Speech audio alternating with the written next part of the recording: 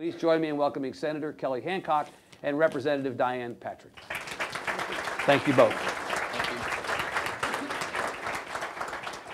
Senator, Representative, good to be with you. I thought we would begin with the budget. Since we're here to talk about the 83rd session, no matter will be of more consequence to all the things that we as a state care about than the resolution of the budget.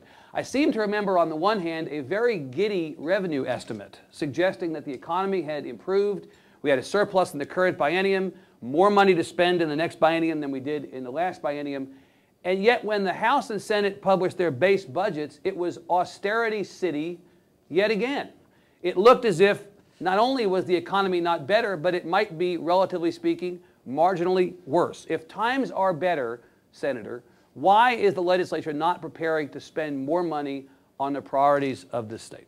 You don't want to let the ladies go? No, I want to let you go first. You wanted to go into the big chamber, so let's have you answer first. No, I'll be happy to. And there is a lot of misconceptions regarding the budget. I mean, the last session, the economy was in a very difficult position. Nationally, it still is. Fortunately, we live in the great state of Texas, which we're very happy about.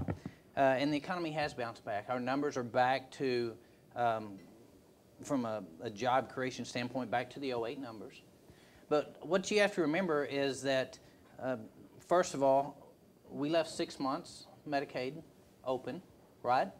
It was estimated at that point to be $7 billion is what we left blank. And in all, the intentions were to pay our bills, but we knew we'd be coming back in January and be able to do that because our budget goes August to August, so that you know that. So that number actually is going to be about $4.5 billion. So by doing that, you could hypothetically say, because the caseload hadn't changed, that we saved about $2.5 billion.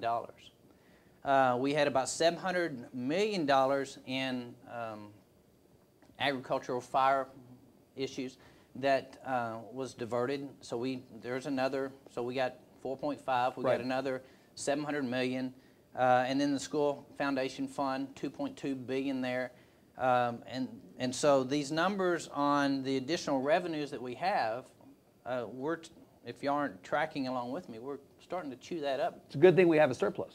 It's a good thing we have a surplus. In fact, and then there were some accounting issues that to reverse those, delayed payments, to reverse those is going to pick up, to get all that done. Now, I will tell you, I never anticipated that we would be able to, in one session, correct all the accounting and payment issues that were deferred from last session in a single session. And because of the economy, because we've seen Texas grow and the revenue estimates that we do have, it does appear that we'll be able to correct everything, get us back to the starting point that we were at the beginning of the last session, fund, for example, which is in the budget, student growth in there. And the main thing, as you well know, to remember is this is a base bill. I mean, this is just the base bill. It's going to go up from It's a starting point. In fact, thanks to the Tribune, I was able to pick up information from our 2 higher ed committee chairs that have already said, even specifically in higher education budget, that those are base numbers and they anticipate the numbers rising. Representative Patrick, let me pick up that point that Senator Hancock just made. So the base budget was $89 billion. As I understand it, the spending cap would allow you to go up to $93.5 billion. So you've got about $4.5 billion to go. But by some conservative estimates, you would need $96 billion to maintain current state services. And you'd need $108 billion to go back to the pre-2011 funding levels for many of the programs, public ed, higher ed, and so on, that were cut. I went into journalism because I can't do math, but I can do that math. If the most you can spend is $93.5 billion, and you need, if it's agreed, $96 billion to maintain current state services, how are we not in a bad place? Well, let's talk about the budget. And when we think about the base budget, we start out with the budget that's been laid before us, and then we go from there. And many people recall when the budget was laid out in the last session in early January that they were very concerned about all the cuts that were going to be made. We were able to restore a number of those dollars by the time the session ended. So when you look at it that way, the base budget that we have laid out is simply a starting point. And I think there's a lot of recognition that we need to look back at some of the cuts that were made in the last session and restore some of those funds. We are going to account for growth. That's important. But we also have to be sure that in that process, what rate are we accounting for that growth? And in the present budget that's been laid out, there is a multiplier, if you will, a regular program adjustment factor that actually only funds it at a 0.98 level. So we have the opportunity to fund it at either a 0.99 level or whole, or go making up. It whole. Right. Yes, and I had an amendment that says we can't go below that. Yep. Last time. Right. Representative, the public education cuts, as you know, were probably the biggest headline coming out of the last session. Mm-hmm. Depending upon how you calculate it, $4 billion or $5.4 billion that did not go into public education. Specifically on the matter of public ed, two public education experts up here on stage with me. Do you think that we put enough money into public education last time in retrospect, or did you all go too far in cutting public ed? As I mentioned earlier, we were able to restore the originally proposed cuts were in the neighborhood of more than twice what we ended up with. Indeed. And so I'm glad that we were able to do that. It was a tough budget year. We had a $27 billion deficit. In dealing with that $27 billion deficit, everything that the state government funds was reduced. Right. Education got hit the hardest because it's the biggest piece of the pie. Right. If you look at our budget as a pie, then you realize that over half is spent on public and higher education. So public and higher education was reduced, as was everything else. It was a very tough session. Some of my friends sitting here in the audience today thought I had masochistic tendencies to ask for the Appropriations Committee. But I did want to be on the Appropriations Committee so that I could put my arms around the things that I know are important to this state and do the very best we could under those circumstances. This time, we have an opportunity to fix some of those things, to restore some of the cuts that were made and make it whole again. Not only just funding growth, which is very important. We didn't fund growth last time. Right. So it's important that we do that.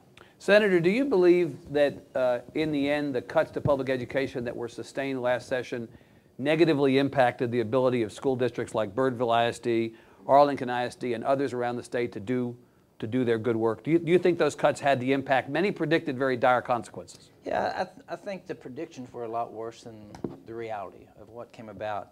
You know, and I think, and what we saw, in fact, last week I was in Grand Prairie ISD. Yeah.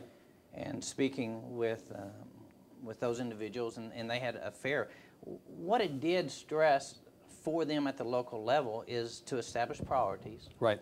And then really look at education in a different way. Grand Prairie ISD has gone to a school choice initiative. Yeah. And then the other thing they've done that I think is very unique and appropriately so is various campuses. So they have a girls-only campus, boys-only campus. They have a arts and fine arts focused campus, a science and engineering focused campus. And so, I think it did, as it did for us at a state level, it forced us to look at the priorities and look at where we might be able to do things differently in order to maximize the revenue that we had. And I think the local districts were in that same position. Yeah. They share with me that part of their initiative in changing the way they did about education was to attract students from other districts, which would enhance their revenue. Right. And so, it was a difficult time, but I don't, why did Texas Tribune start? It's a reaction to circumstances, and that's obviously what happened on And I would the public say ed side. Texas Tribune is an improvement over the normal form of news, and you took a very difficult situation and improved upon it, and I think we got to see that happen in education a great deal. Yeah. Now, I do think we'll be able to improve in some of the funding. Right. Now, you both know that there are 6 school finance lawsuits working their way through courts. There are a lot of people who believe that as a result of the school finance litigation, that the whole question of school funding in this session will have a great big pause button pushed on it, that you all will not want to do anything at all on school funding until you see the resolution of those lawsuits. Is that true, Representative Patrick? I would agree.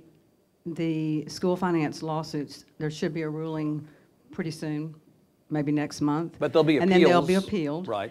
And so we aren't certain how long that process will all take, but I can tell you that historically it's been about a 2-year process. Right. from start to finish. So it may be quite some time before that's resolved. And again, to take school financing up this session when there's so many other important issues that have to be addressed, knowing that there will be changes, I think that's part of the reason that you're seeing the pause button.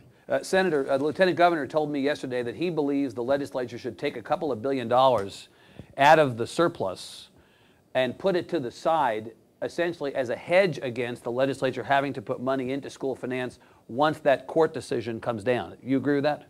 Well, I am a fan of maintaining an economic stabilization fund that does provide revenues out there. What we call the rainy day fund. The rainy day fund. More commonly, and right, yeah.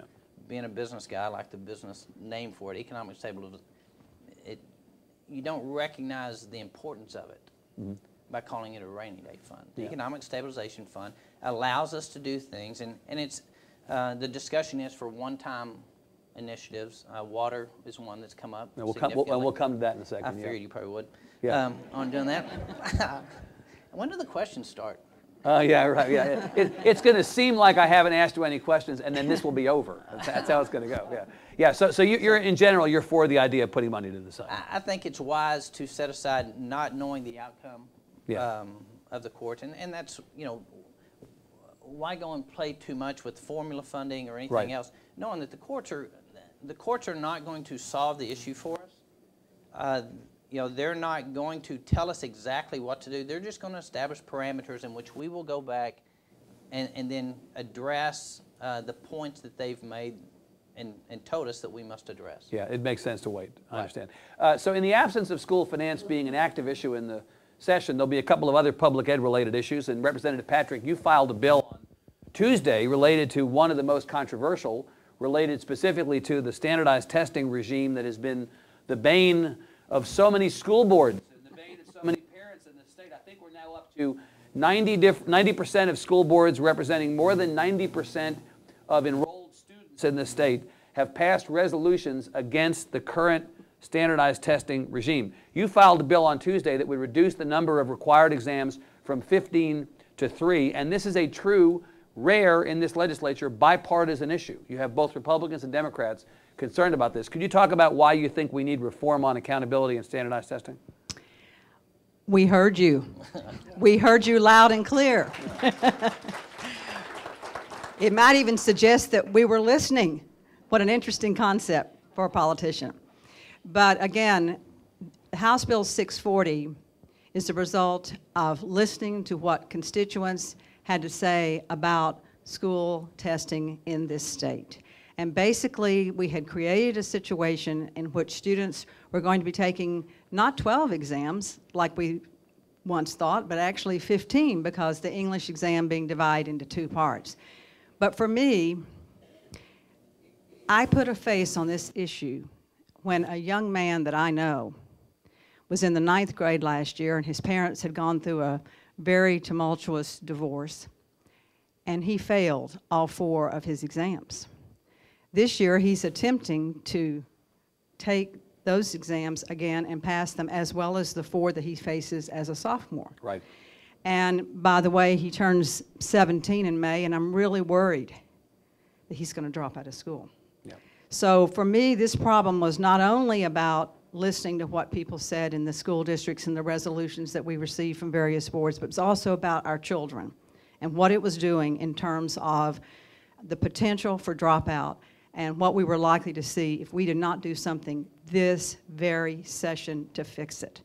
And we've had quite a few people drop by our office and visit with us about this issue, and you'll see that people have opinions ranging from there should be no test to you shouldn't change it. Right. So we have proposed in House Bill 640 that there be essentially 2 tests, math and English, but again, English is divided and has a writing portion. So you can say it's either 12 to 2 or 15 to 3, whichever way you want to look at that.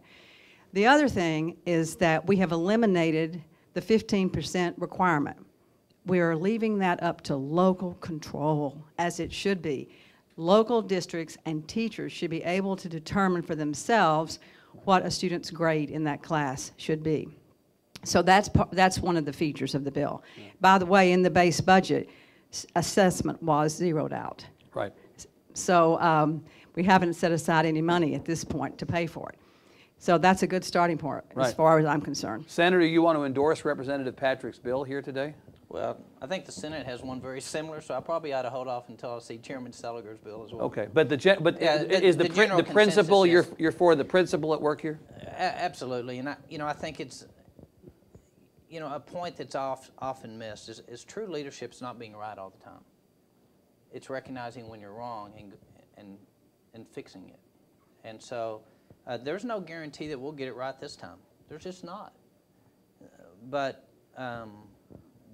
we did hear, and I think the consensus is that this needs to be addressed. Right. It needs to be worked on. Yep. And I think we'll see that. Now, the business community would say, the former Secretary of Education, Margaret Spellings, who of course served under Governor George W. Bush here before going to Washington, would say, what do you all have against accountability?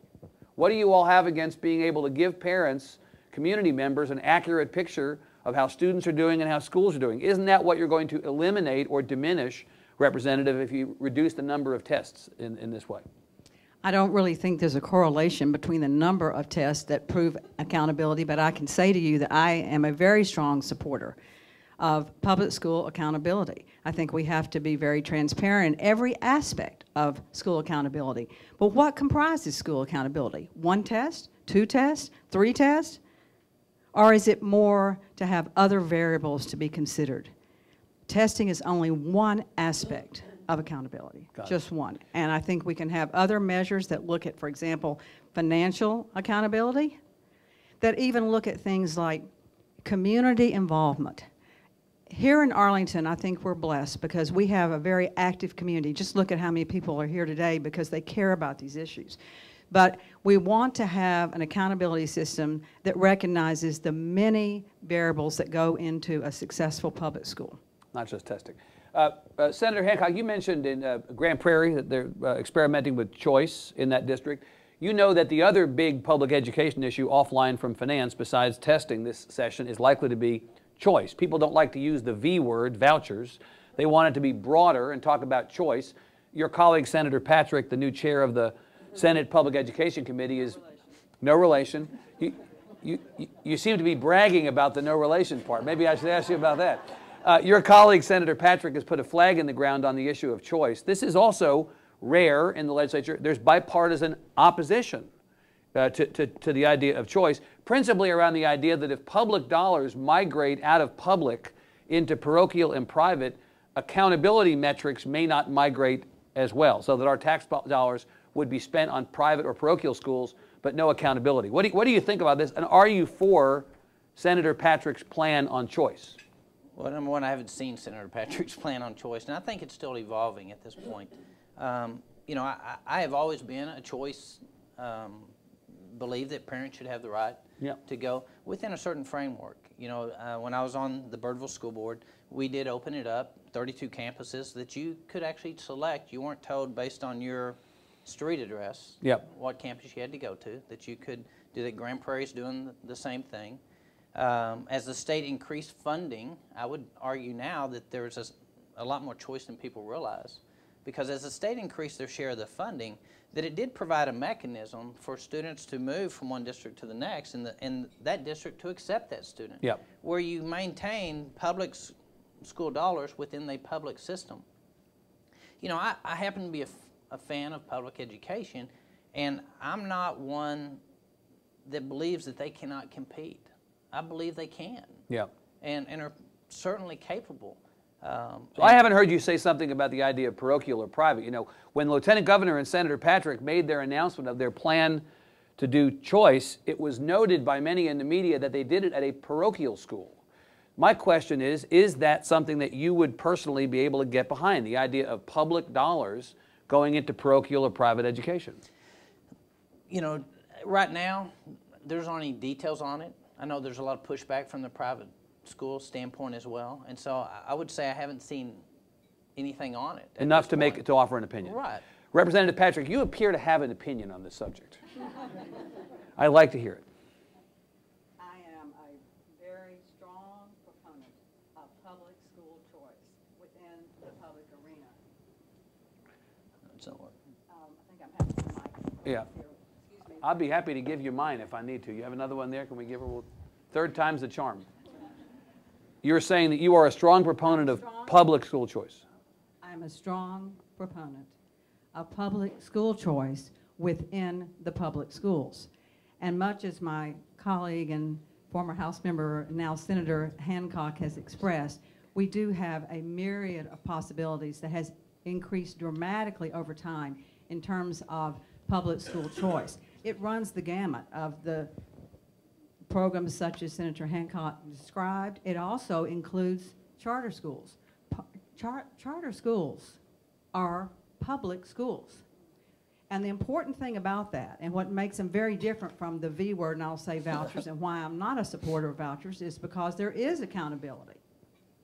There is accountability. Public charter schools are held to the same accountability standards as traditional public schools.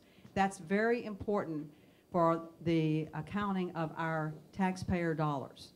So that particular bill, as has been mentioned, the details haven't been rolled out, but I can tell you that I am opposed in principle to public school dollars going to private schools. Got it.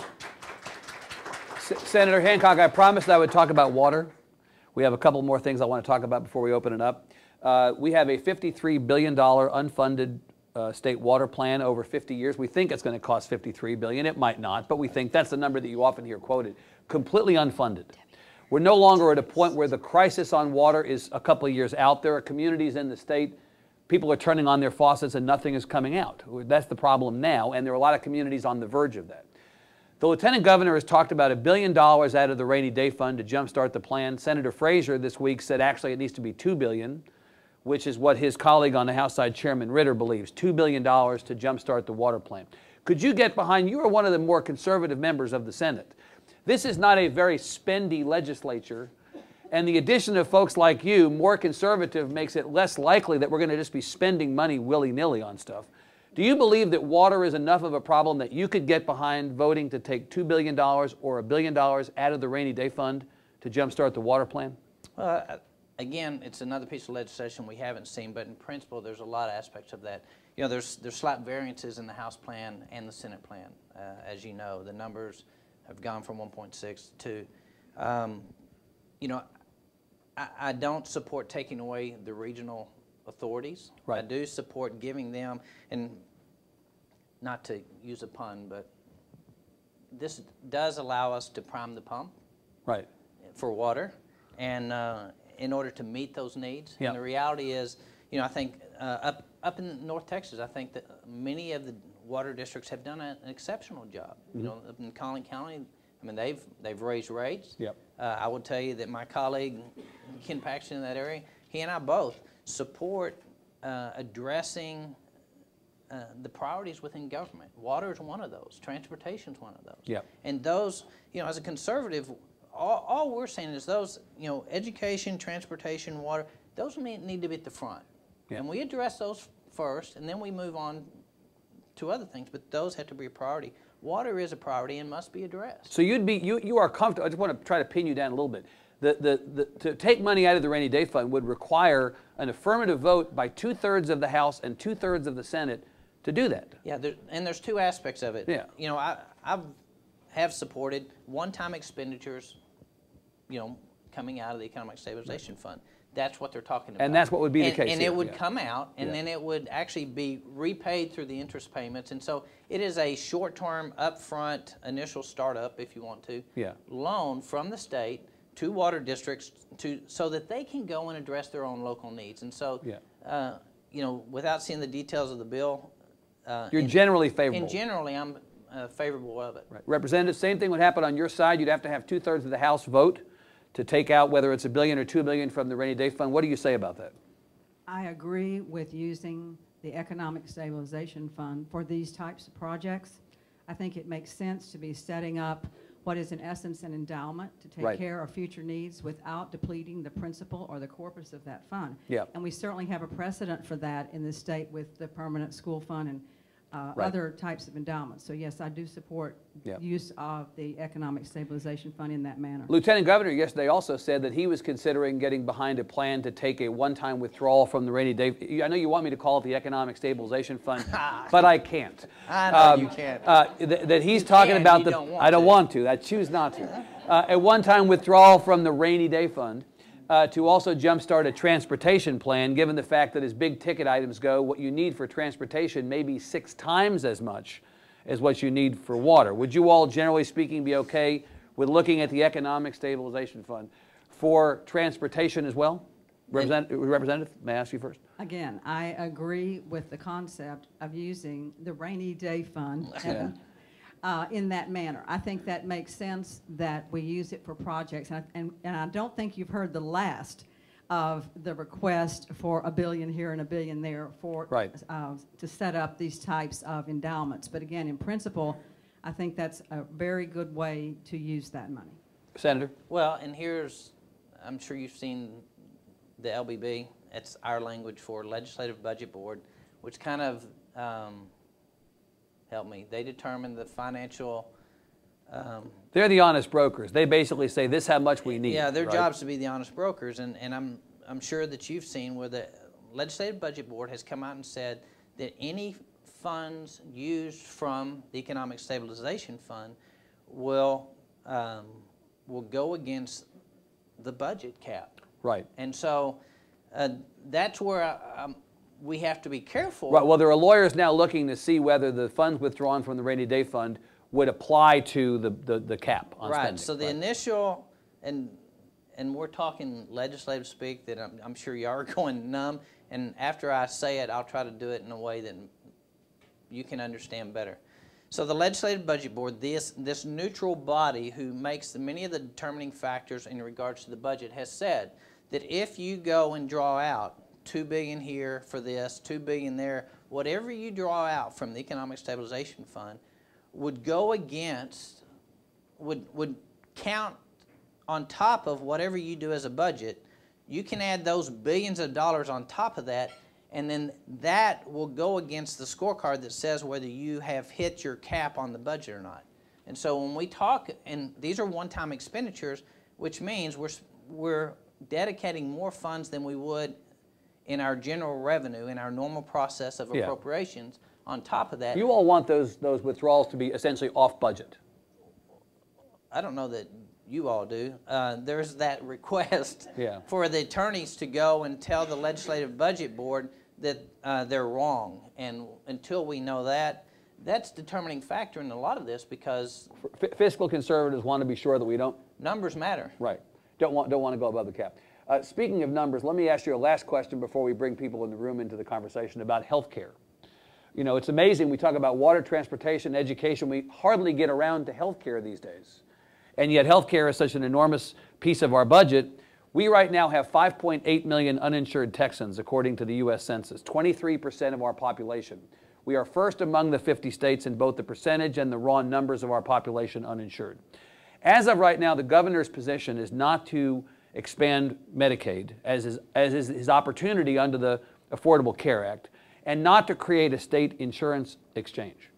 There are some who believe, Baker Institute at Rice, or the Hobby Center at Rice, I should say, put out a report saying that if we did take advantage of expanding Medicaid, we could insure 3 million of the 5.8 million uninsured Texans by the end of next year. That sounds like a pretty good deal if you consider how many uninsured Texans there are. Representative, what should we do about this problem? It's not a new problem. We've been #1 in the percentage of our citizens uninsured for a long time, right? This is a situation where the money that's sitting there on the table, estimated to be something in the neighborhood of $27 billion, we're not accessing as a state because the federal government will not give it to us unless we do it their way.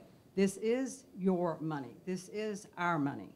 And we ought to be able to access that money and have that money to spend to make improvements in our healthcare system without the federal government telling us how to do it. That's the essence of the argument. There are about 20 states that have taken similar positions. Indeed.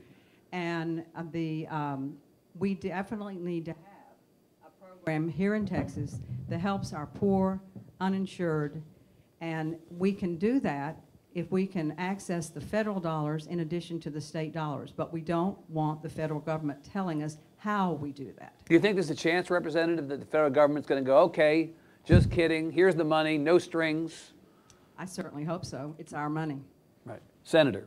Well, I think we have to recognize where we are as well. Number one, everybody that needs health care is getting care. I mean, it's mandated. I mean, they come in, whether they come in the front door or the side door, they're being taken care of. The other thing, you're referring to emergency rooms? I'm talking about any type of health care. Right. I mean, that a physician is required to assist those. Somebody shows up sick. Right. That's it. The other thing when we talk about expanding Medicaid to recognize is that people don't realize is 56% of childbirths in the state of Texas are paid for by Medicaid already. Indeed. 60% of those in nursing homes are paid for by Medicaid already. So we're not talking about expanding a program that's only covering 10% of childbirths in the state. Today, your Medicaid dollars are already covering 56% of the births in the state of Texas. Right. And the federal government not only wants to tell us that we have to expand that, and let's also remember, before we attack Texas, is there are areas within the state that we are actually above the percentage that the federal government requests. Right. So there are aspects, especially in women's health, that we, and children, at a higher level than the requirements in the federal government. All we're really saying is we don't, just like I don't think either one of us believe that the best decisions for the state of Texas and the citizens of the state is all comes out of Austin. All we're really saying was when it comes to health care, the best decisions for the state of Texas don't all come out of D.C. Mm-hmm. And so we have plans. We have people that have been deeply involved in this. Mm-hmm. And we're saying, let us have the ability to address the needs of Texans the way Texans feel like their needs should be addressed in a way that, frankly, we think we know better than the federal government. All right. That's a good place to end it. I think we can all agree that Texans know best. So we're going to stop there for this portion of the conversation. Let's please acknowledge and thank Senator Hancock and Representative Patrick.